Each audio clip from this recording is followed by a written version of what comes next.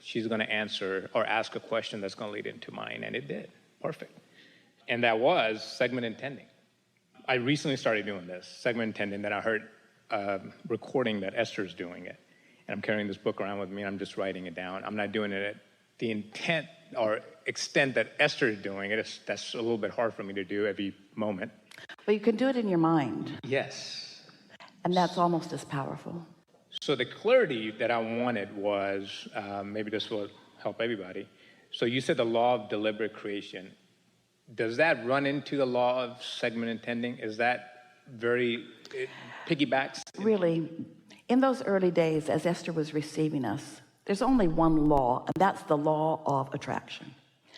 Deliberate creation is a powerful intent, more like the process of deliberate creation. The law of allowing is really more like the art of allowing, and segment intending, again, is a process. So I started about a few days ago. I just started writing stuff down just to appreciate, just for no reason, just to appreciate. It's weird. It's just like, and I've been doing this for a while, and it feels like I'm back to when I first learned about Abraham, and everything was just clicking. And all of a sudden I'm going, why is it lining up like that? I'm not even really focused on bringing something to me. I'm just appreciating and writing it down. I don't get it. Like, why putting it on a piece of paper? Why is it making it so real? Well, here's the thing. You already did the asking, so that part's done. And the source already answered it, so it's really done. So anything that you're doing that helps you to calibrate more consistently.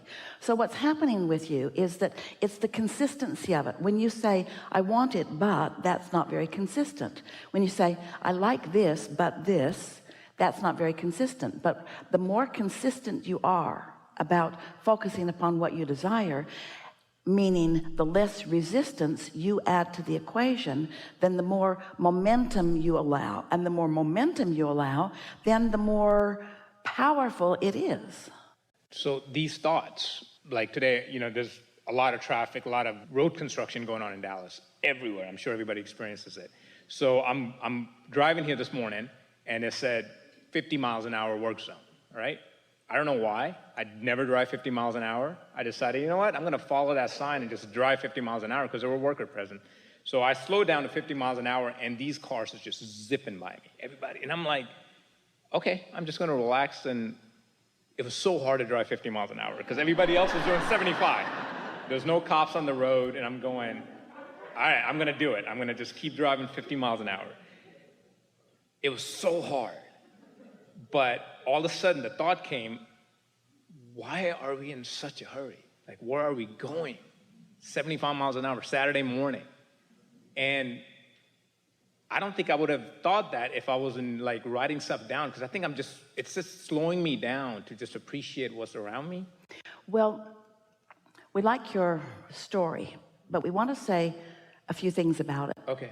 And around it, and above it. The most significant thing that we want to say to you is that as humans, it is so normal to evaluate your progress through the physics of your physical world as you know them to be, through what you know as gravity and inertia and speed and momentum and those sorts of things. When you meditate on a regular basis and allow your vibration to rise, in other words, meditation means focusing in a way that your normal thoughts stop, which means all resistance stops, which means you allow your vibration to rise, which means you sync up with that pure positive energy, non-resistant vibration. There's such power in that. So when you allow yourself to connect with that source energy, now while you're moving around with the people in your world who are competing with their trying to edge each other out, and we don't want to be disrespectful, but the mundaneness of approaching life in a physical way, and you allow the non-physical energies to orchestrate for you on your behalf, that's when you begin to discover the true speed, the true clarity, the true cooperative components of this universe. Esther remembers when she was a kid living at home in her little town, and her school were only a few blocks away, and she walked everywhere, sometimes on a bicycle, but usually walking. And she can remember that feeling of just not being able to walk fast enough. And she couldn't really run in her snow boots with her books and such. So she was just plodding and just wishing that there was some way that she could just move faster. And we get that in your physical world, you want to move faster, but that's because very rarely do you connect with this energy that creates worlds and allow it to work on your behalf. And when you start doing that so that you're there for the rendezvous with the moment rather than slogging along trying to make everything go. This is a scanty analogy, but it's like when you get into your vehicle, you don't get under the hood and work with the pistons. There probably aren't even any pistons there anymore, or the belts and pulleys.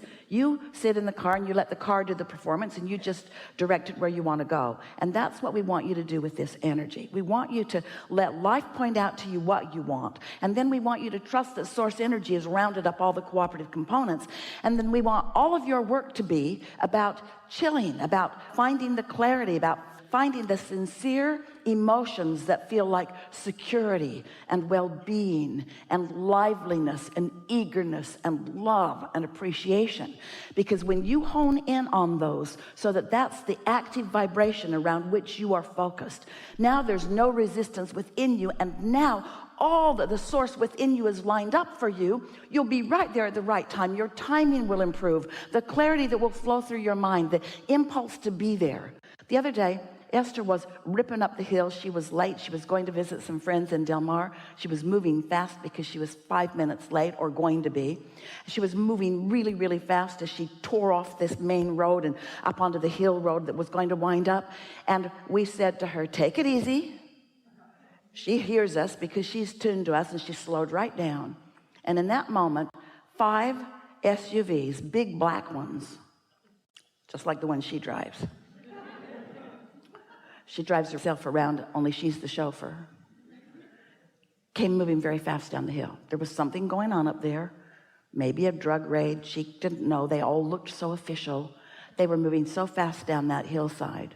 And she just cooled her jets, pulled over as they all went by. And she knew that we had seen them coming.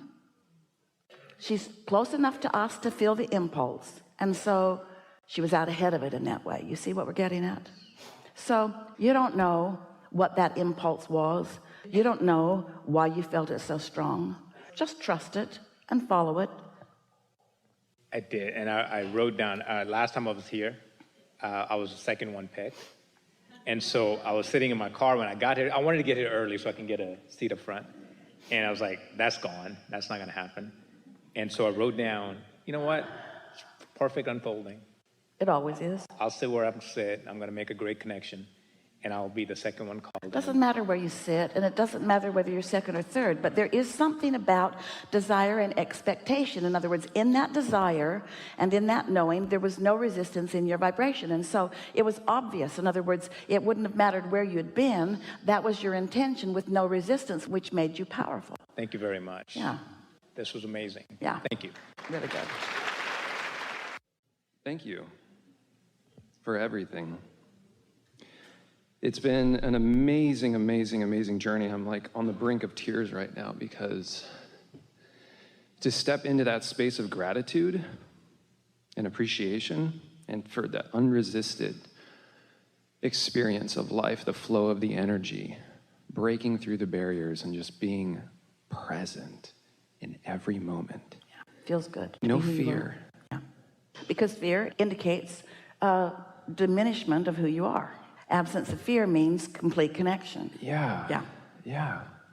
And like you said, you're not thinking about the things that you're worried about. You're focusing on just being spontaneous in the moment. And if you're not thinking about the things you're worried about, then they dissipate and they no longer exist. They no longer exist. If there are things that you're not thinking about, that you're worried about, they still do exist. Right? Because you're putting your attention on them, and so you're activating them.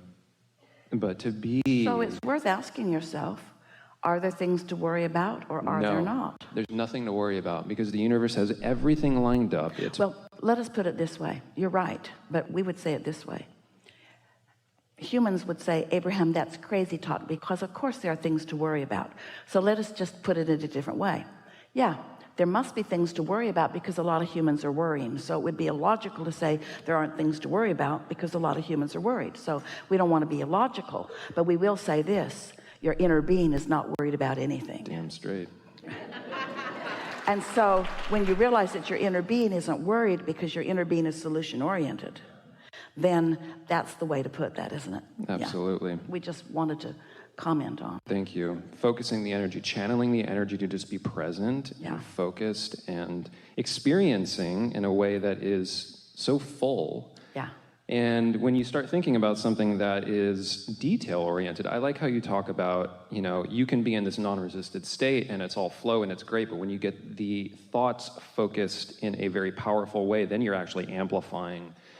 And now you're speeding things up because you're focused in that way that is orchestrating and organizing further expansion for yourself further down the line. Becoming more detailed implies, and don't you agree that it happens this way for you? The more detailed you become, then the more attention you've given to the subject. And the more attention you've given to the subject, then the more momentum it has. So details like those that your inner being focuses upon always feel good. And the more detailed you are, the better it feels. Details that you're focused upon apart from your inner being get feeling worse and worse and worse and worse. Momentum will come no matter whether you're focused upon wanted or unwanted.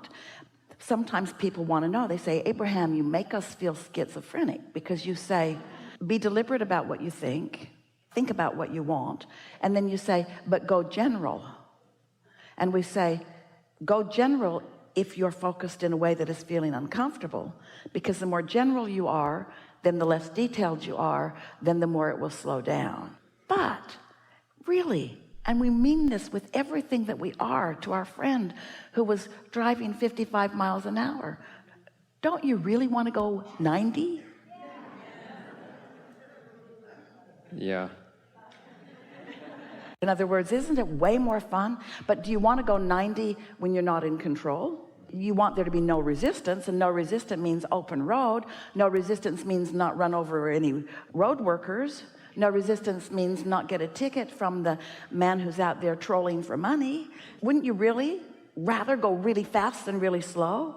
Oh, the detail is so important, but you got to have clear space before you get detailed. Yeah, completely. I got off the airplane here and I had a rental car set up, and when I got there, as I was walking there, I was in a very relaxed space. I was just kind of feeling into the energies. My first time in Dallas, kind of sensing what's going on.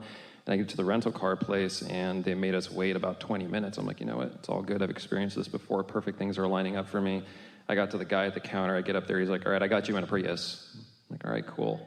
Do you want to upgrade to a GT Mustang? I'm like, yeah. He said $100 a day. I'm like, nope. And I'm just chilling. He's like, all right, fine, 60. Nope. 40. Nope. All right, fine, dude. I'll give you the GT Mustang for $20 extra a day. I'm like, all right, cool. So as I came here, I'm driving down the freeway 100 miles an hour, weaving in and out of cars. There's a green Lamborghini in front of me, and I'm just right behind it, chasing its tail.